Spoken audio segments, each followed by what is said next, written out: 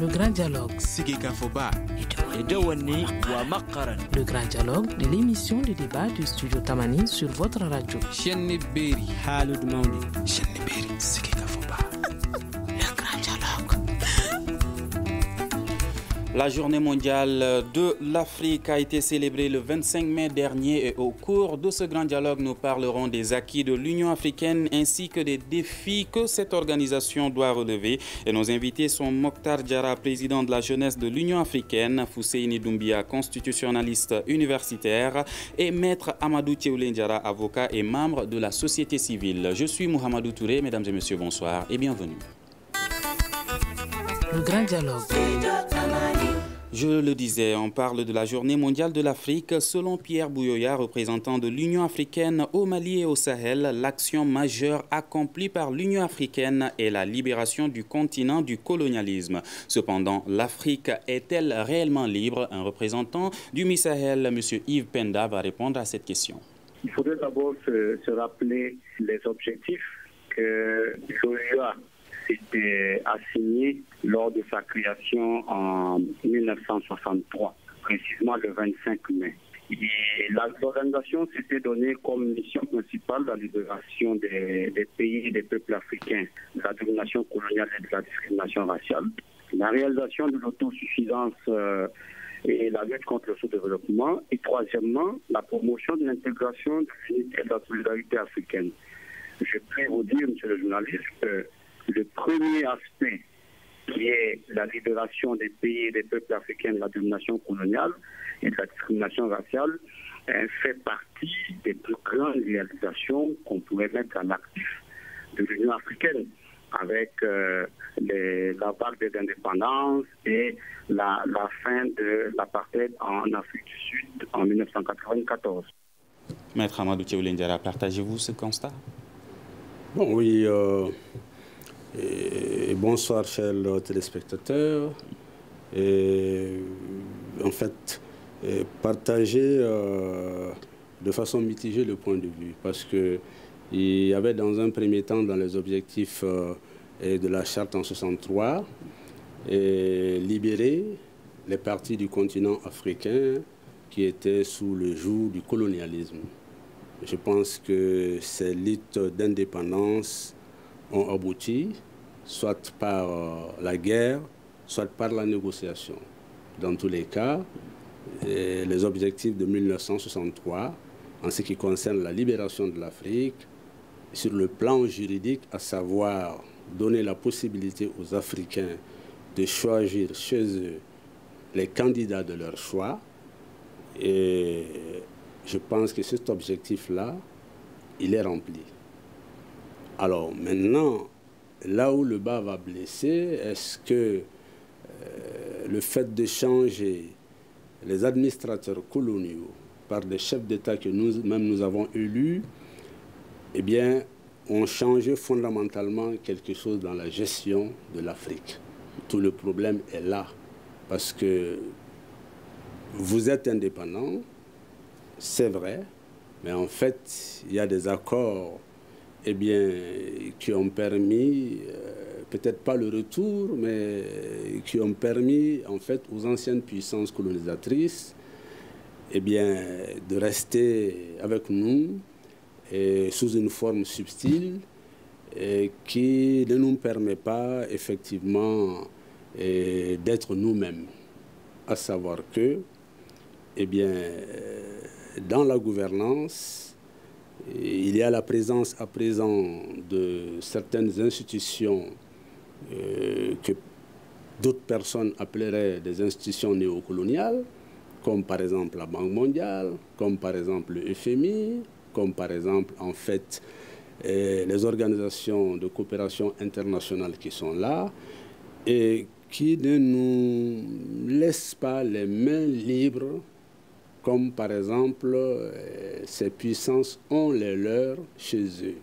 Parce que un peuple qui est souverain et qui n'a pas la possibilité, en fait, de sa gouvernance économique et même politique, Si nous prenons le cas du multipartisme, il a été imposé, alors qu'au lendemain des indépendances, les pères fondateurs ont dit que seuls les partis uniques sont en même, effectivement, d'être le creuset de l'unité nationale. Or, le revers aujourd'hui, c'est que le multipartisme nous a divisés plus qu'il ne nous a unis. C'est un sujet à débat. Je m'en arrête là. D'accord. Mokhtar Diarra, partagez-vous l'avis de Maître Amadou Tchéoulène Diarra qui pense que le bilan est mitigé? Effectivement, le bilan, quand on regarde de 1963 à nos jours, le bilan est mitigé, surtout en ce qui concerne l'incidence, n'est-ce pas, de cette organisation-là, en termes surtout de développement chez les peuples africains. Bonsoir, chers auditeurs et chers téléspectateurs. Je ne suis pas le président, je suis le secrétaire général de la Jeunesse Union africaine. Voilà. Donc, quand je dis que le bilan est mitigé, effectivement, comme Maître l'a si bien dit, la lutte pour la décolonisation a été atteinte, mais ce qui concerne la libération économique, la libération financière, jusqu'à présent, il y a beaucoup de faiblesses à ce niveau et il va falloir vraiment travailler à ce que nous soyons ce que nous voulons être, c'est-à-dire indépendants. D'accord. Alors, à vous, Fousseini Doumbia, vous êtes constitutionnaliste et universitaire. L'Afrique est-elle réellement libre? Alors, la question, elle est vraiment complexe du point de vue de ce qui se passe aujourd'hui sur le terrain, du point de vue de la dépendance économique des États africains à l'égard de certains partenaires au développement, à l'égard de certaines puissances étrangères, du point de vue même de la forte dépendance de l'Union africaine, l'organisation continentale à certains partenaires au développement aujourd'hui. On considère que l'Afrique n'est pas libre au vrai sens du mot. C'est vrai que du point de vue des années 60 jusqu'à maintenant, on est parti progressivement vers les indépendances. Une indépendance que moi j'appelle sur le papier, une indépendance purement formelle, parce que du point de vue économique, même du point de vue politique, on dépend fortement de l'aide extérieure. On a l'habitude de dire qu'il n'y a pas d'indépendance politique sans indépendance économique. Alors, les défis que l'Union africaine s'était octroyés au moment de sa création, je peux dire que ces défis n'ont pas été atteints, n'est-ce pas, à 100%, même s'il y a eu quelques avancées relativement notées ici et là. L'Afrique est toujours un continent qui dépend largement de l'extérieur. Alors, nous n'avons pas été en mesure de mettre en place une véritable politique de développement endogène de nos différents États. Et nous sommes une organisation continentale,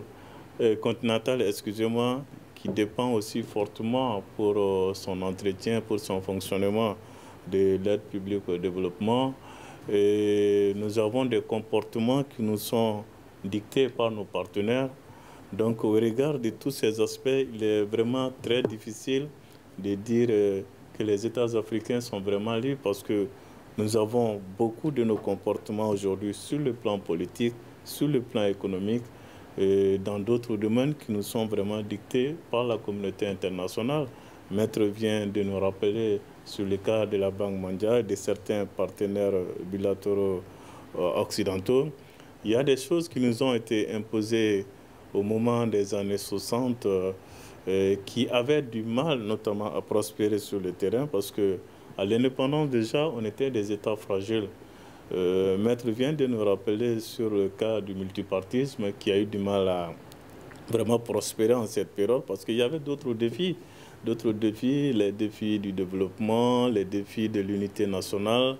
Et justement, cette question économique, nous l'avons adressée à ce représentant de l'Union africaine qui va répondre. Alors, si l'Afrique est libre aujourd'hui, est-elle indépendante? Vous savez, la notion d'indépendance est une notion qui est relative. Ce qui est sûr, c'est que au sein de notre organisation continentale, le processus d'intégration poursuit son cours et je puis affirmer qu'elle se poursuit avec vigueur. Revenons un peu à l'indépendance. Peut-on parler réellement d'indépendance quand on voit que le siège de l'UA est construit par les Chinois et que l'Union africaine même est financée par l'Union européenne? Vous savez, dans la vie de chaque organisation et même de tous les continents, il y a un processus, il y a toujours une évolution. La coopération internationale fait partie des instruments que l'on peut utiliser et que tous les acteurs de la scène internationale utilisent, n'est-ce pas, pour atteindre leurs objectifs. Il est donc normal que justement notre continent puisse utiliser cet instrument de la coopération internationale. Mais vous savez, l'Union africaine est entrée dans un processus de réforme dont nous avons parlé largement à l'occasion de la journée d'information que nous avons organisée le 24 mai. Et cette réforme vise à rationaliser davantage la structure et le fonctionnement de notre organisation continentale et, entre autres, à lui assurer un financement autonome et pérenne.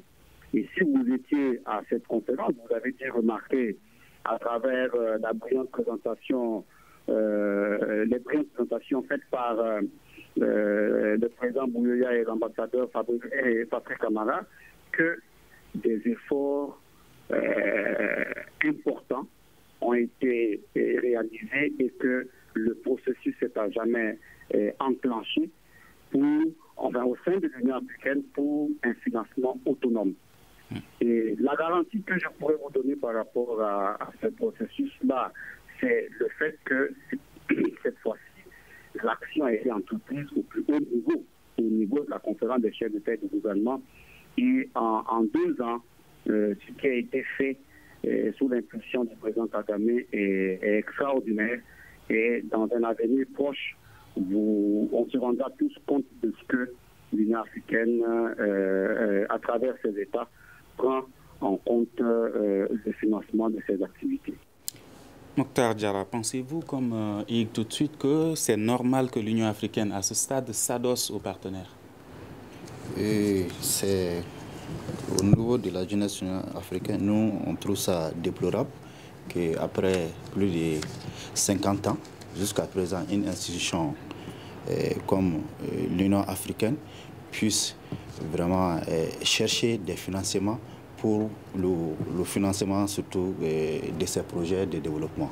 Et si vous voyez un peu de l'OIA à l'UA, vous allez remarquer qu'effectivement, cet aspect économique et cet aspect surtout financier n'a pas été pris en compte, surtout au niveau de la structure, et qu'aujourd'hui, on voit des chefs d'État, surtout avec le président rwandais ou bien le président du Niger, ils ont pris conscience, ils essaient vraiment aujourd'hui de réformer pour que la structure puisse être indépendante du point de vue surtout financier. Voilà.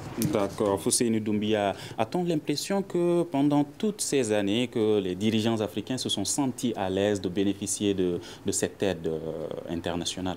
Il faut que cela cesse.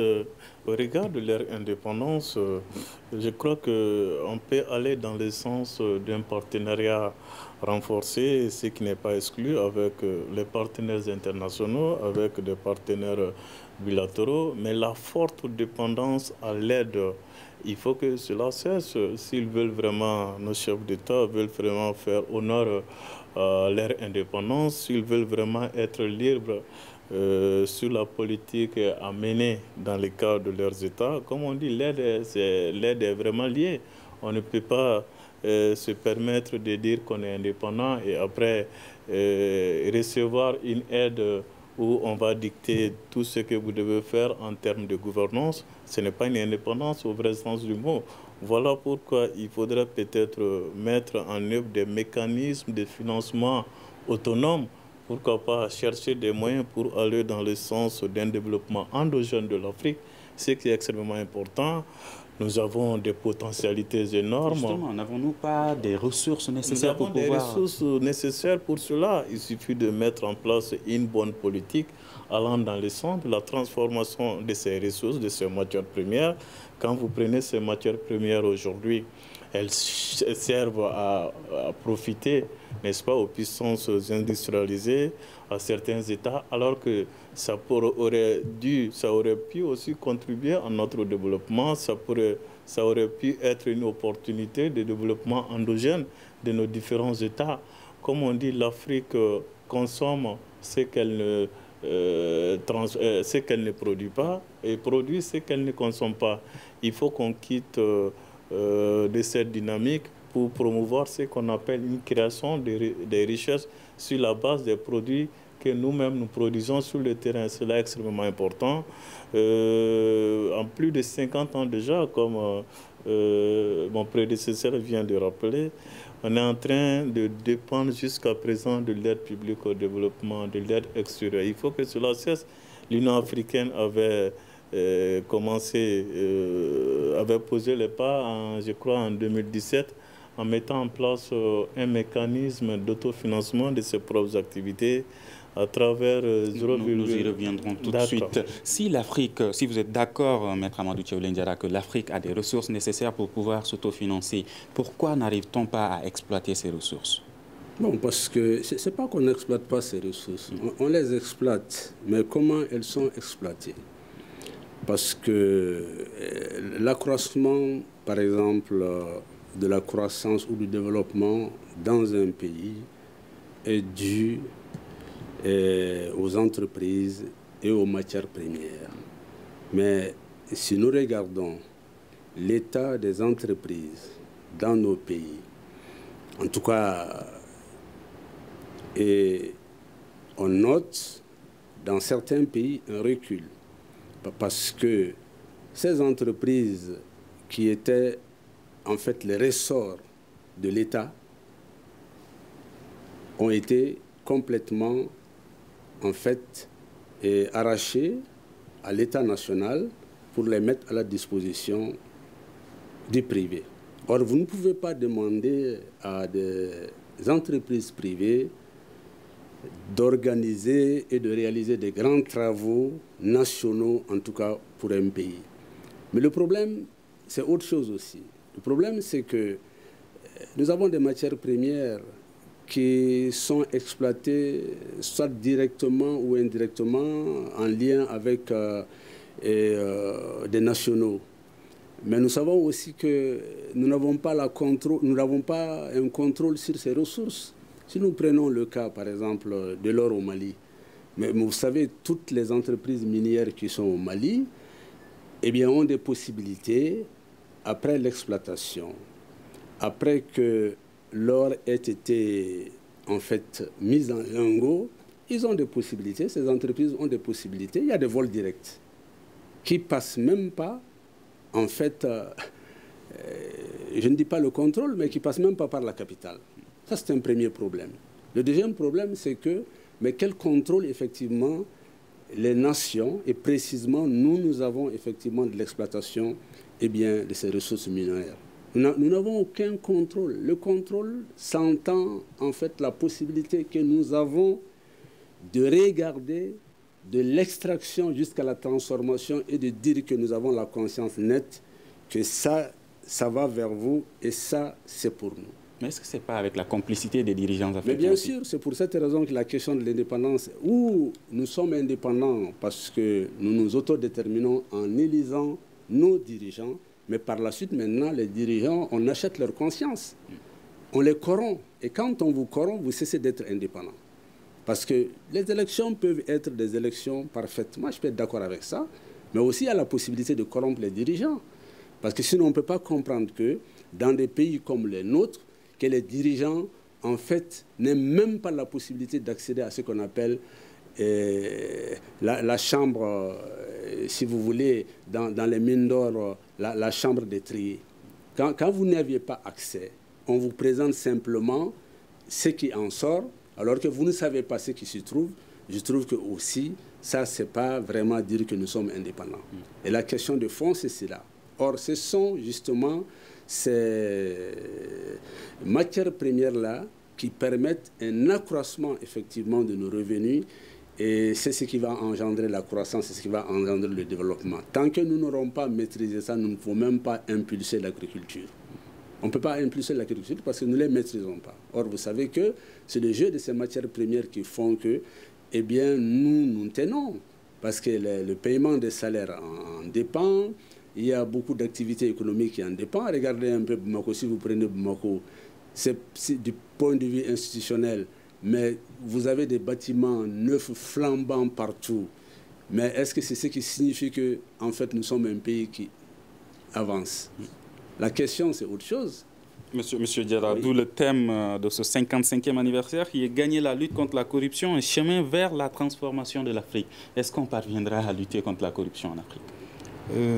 Effectivement, on parviendra si réellement, si, comme l'a si bien dit, les dirigeants que nous avons prennent conscience par rapport à l'enjeu.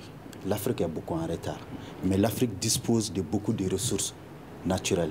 Mais ces ressources-là sont exploitées, comme il a si bien dit, mais la majorité de ces ressources, les retombées, c'est les autres continents qui bénéficient. Qu'est-ce qu'il faut faire ici? D'abord, les contrats sont mal négociés. L'Afrique a beaucoup de ressources, les contrats sont mal négociés. Et le peu aussi qui reste comme ressources internes ici, la mobilisation reste très très faible. Ce qui fait toujours, les pays-là, chaque fois, ils vont chercher des prêts, mais ailleurs, ils vont s'endetter. Et là, cette dette-là, aujourd'hui, constitue vraiment une charge lourde pour le développement de l'Afrique. Et il va falloir qu'au niveau des peuples et au niveau aussi des dirigeants, qu'on se donne la main, surtout à travers, par exemple, des organisations ou des entreprises. Il a cité, par exemple, le cas des entreprises ici, où souvent, ce que nous exportons, le prix, on n'est pas maître du jeu. L'or, par exemple, on n'est pas maître du jeu. Le coton aussi, on n'est pas maître du jeu. Et c'est fixé à l'extérieur. Et ce qui fait que l'évolution des prix de ces matières-là, n'est-ce pas, c'est souvent en dents de scie. Souvent, ça augmente, le pétrole augmente, souvent ça descend. Et souvent, ça a des conséquences sur notre revenu national. Donc, il va falloir, au niveau des pays frontaliers, 2 pays, 3 pays, qu'on se donne la main. Par exemple, nous cultivons le coton, la Côte d'Ivoire le coton, qu'on se donne et qu'on essaie de transformer, n'est-ce pas, qu'on utilise nos moyens de transformer une partie des cotons que nous produisons ici, au niveau local. Monsieur Doumbia, pardon, il l'a dit, 99% du coton malien est exporté, mais malgré tout cela, le cotonculteur continue à se plaindre. Est-ce dû à une corruption aussi? Alors, c'est dû surtout à un mauvais contrôle, n'est-ce pas, du système, parce qu'en réalité, nous n'avons pas, comme il vient de rappeler, on n'a pas le contrôle sur notre économie. C'est l'une des conséquences de la forte dépendance à l'aide, parce qu'on vous donne de l'aide, et c'est des conditionnalités économiques comme ça qui sont posées. On vous donne de l'aide, mais vous nous vendez tel ou tel produit avec telle ou telle conditionnalité. Donc, dans cette dynamique, on aura suffisamment de mal à contrôler effectivement notre système économique. Alors, quand le représentant de Misaël annonce un processus qui serait en cours pour parvenir à un financement autonome, est-ce que ça vous rassure? Ce n'est pas trop rassurant. Peut-être que le processus,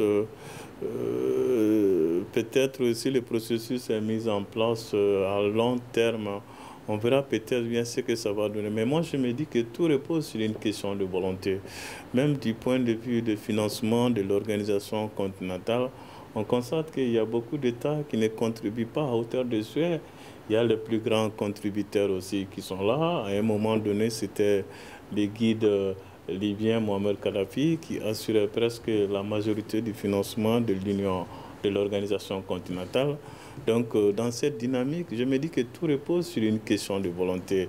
Alors, si la volonté politique n'est pas là pour assurer un autofinancement de l'Union africaine, ça aura beaucoup du mal à se réaliser. Je me dis souvent que ce n'est pas une question de moyens. Les moyens sont à la disposition des États africains, les moyens sont à la disposition des dirigeants africains. souvent en raison de la mauvaise gouvernance, en raison aussi du désintérêt, n'est-ce pas, face à la compétence, mais face aux attributions de l'organisation continentale, que les chefs d'État africains ont assez souvent du mal à procéder au financement de l'organisation continentale. Ça dépend de ce que, est-ce que l'organisation continentale sait qu'elle nous propose en termes de bonne gouvernance, en termes de démocratie, en termes de défis économiques, unanimement accepté par l'ensemble des chefs d'État africains. Justement, volonté et soutien entre les États. Écoutons le représentant Yves Penda. La Commission de l'Union africaine travaille inlassablement pour atteindre l'objectif, comme le disait le président, l'objectif visant à faire parler l'Afrique d'une seule voix sur la scène internationale, particulièrement dans le contexte actuel où, vous savez, le multilatéralisme semble être remis en cause. Et donc, c'est le travail que l'Union africaine est en train de faire au quotidien pour garantir une voix sur la scène internationale, justement, qui serait la preuve de son indépendance. Alors, est-ce que les États africains eux-mêmes se soutiennent quand on voit, par exemple, ce qui s'est passé en Libye? Vous savez,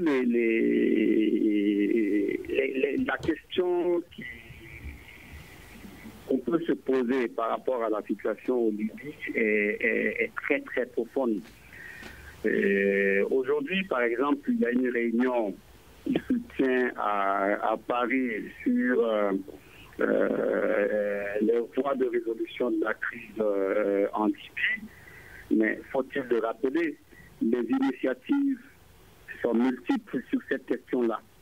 Et il a fallu à un moment donné que l'Afrique, à travers la commission, le président de la Commission africaine, puisse s'exprimer pour dire que la question libyenne ne devrait faire l'objet de tiraillements sur la scène internationale et qu'il faut un consensus sur ce règlement. Et notre continent ne peut pas être écarté du règlement de cette question-là.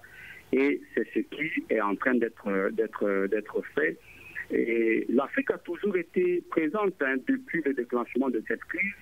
Et la diplomatie a toujours été privilégiée au niveau de l'Union africaine, contrairement à tous ces tapages médiatiques que vous connaissez. Est-ce le cas au Mali aussi, avec la crise que nous connaissons dans ce pays? Je pourrais vous dire que l'Afrique a été au chevet du Mali dès les premiers moments de la crise et elle y est restée jusqu'à aujourd'hui, à travers notamment la mission de l'Union africaine pour le Mali et le Sahel, qui est dirigée par son Excellence le président Pierre Boulouya, qui est au Mali depuis 2012. Et le continent est représenté depuis, vous savez, depuis la MISMA, les négociations de Ouagadougou qui ont permis la tenue d'élections crédibles en 2013, malgré les conditions qui étaient difficiles. Et l'Union africaine, à travers la MISAEL, était présente dans le processus de négociation d'Alger et nous sommes partie prenante dans le cadre du suivi de l'accord à travers notre participation aux instances du comité de suivi. Maître Amadou Tchéoulé Ndiara, toutes ces crises en Afrique, coup d'État, des élections qui seraient bâclées, également la corruption, est-ce qu'aujourd'hui l'Union africaine fait quelque chose dans ce sens? Oui, parce que d'abord concernant la corruption, je pense qu'il y a les instruments. L'Union africaine a fait un pas important dans le cadre du régionalisme. Il y a une volonté réelle de lutter contre la corruption, mais je pense que ces instruments doivent être pris par chaque État au plan national. Parce que ce n'est pas l'Union africaine qui viendra en tant que telle venir lutter contre la corruption au Mali. Il faut qu'il y ait une volonté nationale, il faut qu'il y ait une volonté des Maliens. Et là, vous vous rendez compte que, en fait, dans les pays, et précisément le nôtre, nous avons des instruments de contrôle, mais en réalité, le problème de la crédibilité se pose. Est-ce que c'est dans l'institution ou dans ceux qui animent l'institution? Est-ce que la question de la crédibilité, c'est dans ces institutions ou dans les personnes en fait qui animent? Je pense que vous prenez les institutions, vous les lisez, elles sont magnifiques. Je pense que tout le problème de l'Afrique et précisément de notre pays, le problème c'est la crédibilité de ceux qui ont en charge de mettre en œuvre les instruments de contrôle contre la corruption. Et maintenant, leur mise en œuvre. Je pense qu'à ce niveau, nous ne sommes convaincus d'absolument de rien.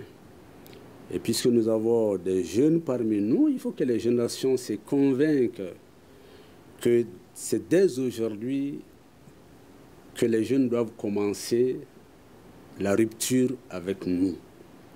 Parce que tous les instruments de lutte contre la corruption sont là aujourd'hui, irréprochables.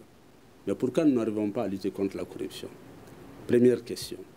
La deuxième question concernant ces conflits, c'est la question du pouvoir. C'est le pouvoir qui est l'enjeu. Les gens en Afrique, ils viennent pauvres au pouvoir, en tout cas la plupart. Mais ensuite, quand on amasse des milliards, on se pose la question de savoir, est-ce que je vais quitter le pouvoir? Est-ce que je peux quitter le pouvoir? Parce qu'en le quittant, vous avez dans la tête qu'on va vous traquer. C'est tout le problème. Mais si les gens venaient au pouvoir, comme la première génération des chefs d'État, je vais en citer, ça va peut-être faire mal, la génération des Modibo, la génération des Sékou Touré, la génération des Kwame Nkrumah, allaient nous montrer leur maison, à la différence des générations actuelles, où les gens, c'est la concurrence pour avoir effectivement des immeubles, telle chose, par exemple, dans tel pays africain. Mais je pense que pour l'Europe, bientôt ça va commencer parce que les blanchiments d'argent, les gens ils se détournent de l'Europe maintenant pour aller en fait dans les pays arabes. Vous avez vu, tout le monde le sait aujourd'hui. L'enjeu, c'est le pouvoir. Or, avoir le pouvoir, effectivement, pour uniquement s'enrichir et non en fait pour développer le pays. C'est ce qui fait qu'il y a les crises. Il y a des gens aussi qui se nourrissent de ces crises-là et c'est cynique. Les gens ne pourront pas comprendre, mais il y a des crises aussi qui sont fabriquées. Ils sont fabriquées parce que les gens ils se nourrissent de crises. Ils ont leur fortune dans les crises, ils ont beaucoup d'avantages dans les crises. Maintenant, comment est-ce que nous pouvons arriver à régler cette question? Celle du Mali a-t-elle été créée, selon vous? La crise du Mali, mais nous n'en serions pas là aujourd'hui s'il n'y avait pas des paramètres en fait, qui ont commandé à ça. Il ne faut pas régler un problème de crise en dehors, effectivement, des considérations économiques. L'Union africaine est-elle consciente de cela, selon vous? Bon, mais l'Union africaine, elle peut être consciente de ça, mais impuissante. Parce que l'Union africaine, c'est des suggestions, c'est des recommandations, mais l'Union africaine ne peut pas gérer un pays à la place des nationaux. L'Union africaine peut suggérer. L'Union africaine peut donner des directions. L'Union africaine peut donner, des directives. Il peut conseiller. Mais en réalité, l'Union africaine ne peut pas, en fait, gérer. Et là où l'Union africaine pouvait avoir, par exemple, le bâton de commandement, si tout le monde était conscient que le président de la commission devait avoir, en fait, les véritables pouvoirs, non seulement de direction, mais au-dessus de tous les chefs d'État. Or, vous savez que les chefs d'État, ils ne vont jamais renoncer au pouvoir constitutionnel que leur constitution leur donne. Ils ne vont pas le faire. Et ce qui fait que, eh bien, nous avons du chemin encore à parcourir pour qu'on arrive aux États-Unis d'Afrique. Si nous étions conscients que les États-Unis d'Afrique étaient une nécessité pour les pays africains, nous aurions commencé à doter le président de la Commission de l'Union africaine des pouvoirs qu'il lui faut pour effectivement harmoniser certaines situations ou uniformiser évidemment certaines règles de conduite. Alors, M. Doumbia, est-ce que le problème de l'Afrique, c'est les Africains eux-mêmes? C'est les Africains parce que c'est vrai, on a toujours tendance d'accuser l'Occident, d'accuser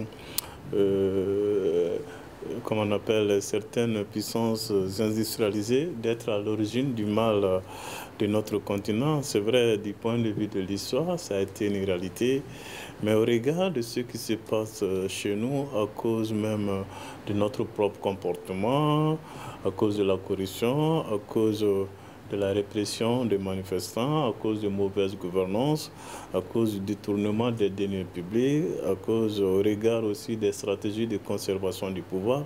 Tout ça, on ne peut pas mettre ça sur le dos de l'Occident. Nous avons aussi une grande part des responsabilités, n'est-ce pas, de ce qui nous arrive.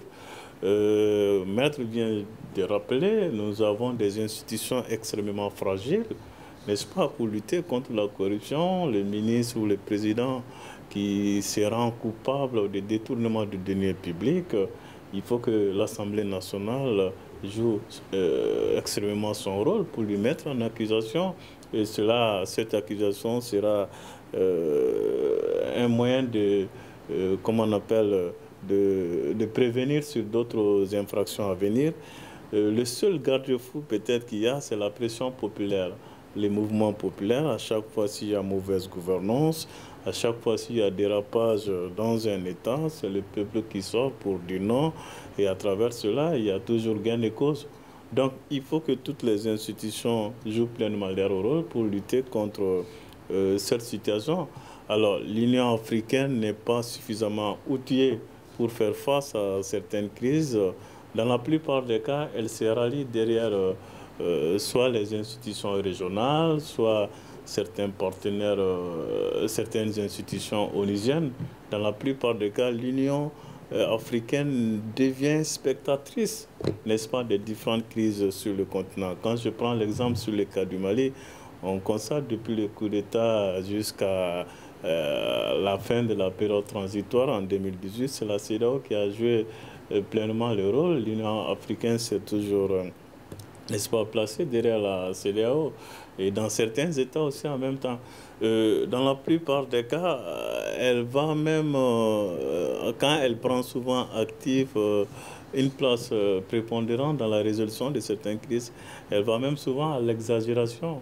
Quand je prends l'exemple sur le cas de la Gambie récemment, l'Union africaine avait voulu utiliser la force, n'est-ce pas, pour faire partir le président gambien. Au Mali également, il y avait eu cette menace qui avait été proférée à l'encontre des autorités militaires qui avaient pris le pouvoir, ce qui était en violation flagrante du droit international, parce que quand vous prenez l'acte constitutif de l'Union africaine qui autorise des interventions militaires, surtout en cas de violation massive des droits de l'homme, en cas de crimes de guerre, crimes contre l'humanité, mais elle ne peut agir que sous l'autorisation expresse des Nations Unies, conformément au chapitre 7 de la Charte de l'ONU.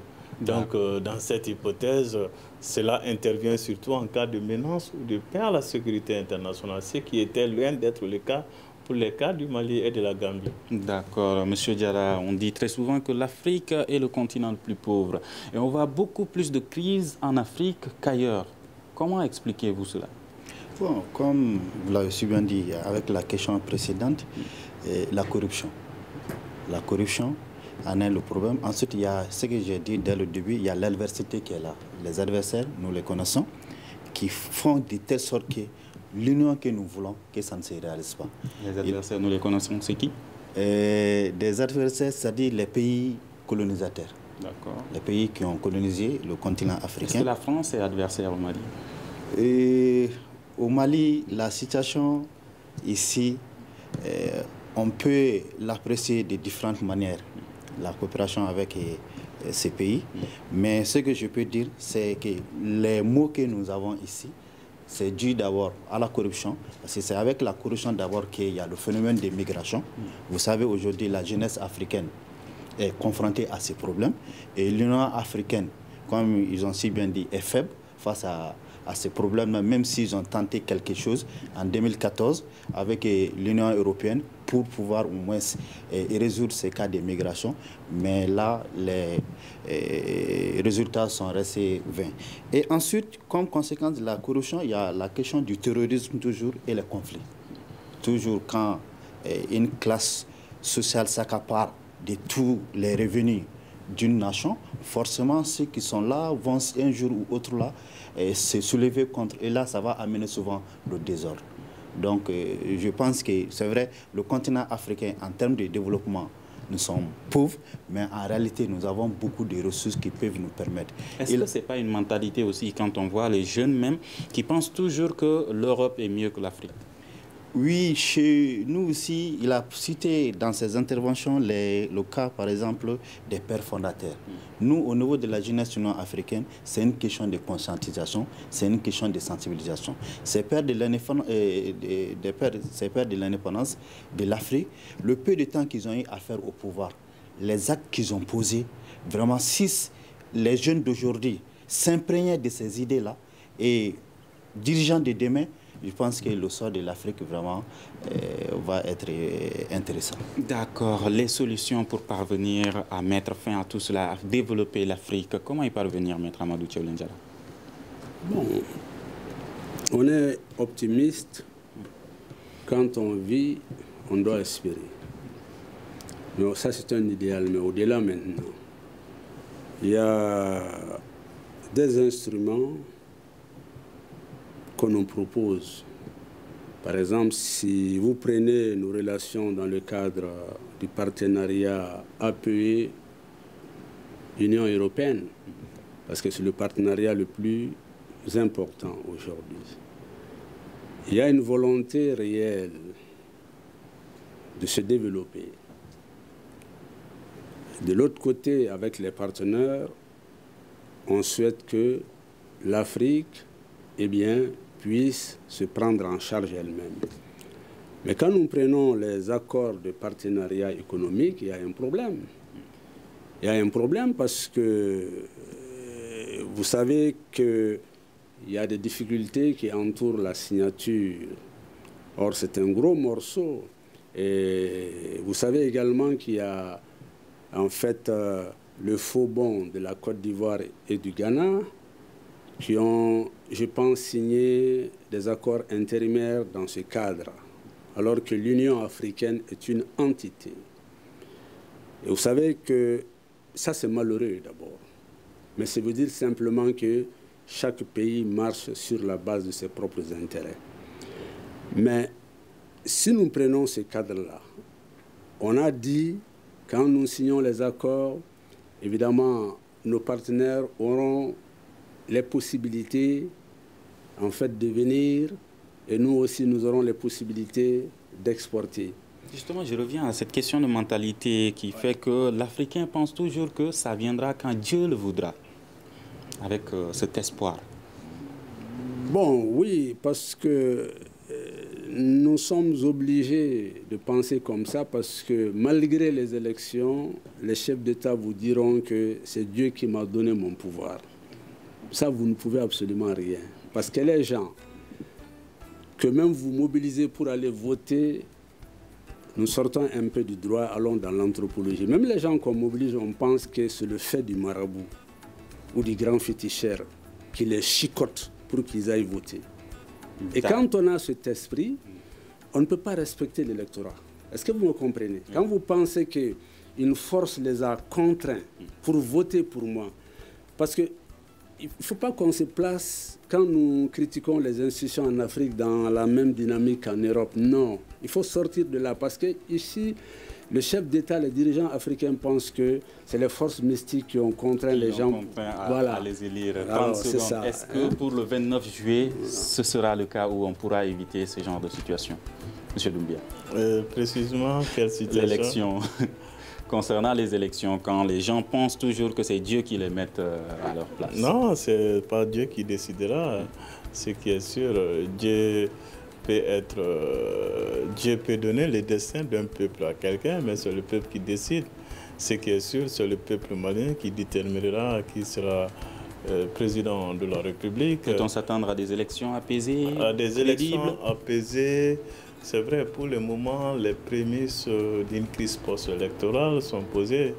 Alors, la transparence du processus électoral, c'est une question aujourd'hui qui est posée au regard de ce qui se passe sur le terrain. Il y aura beaucoup de problèmes à rester dans le cadre d'une élection crédible, transparente et apaisée.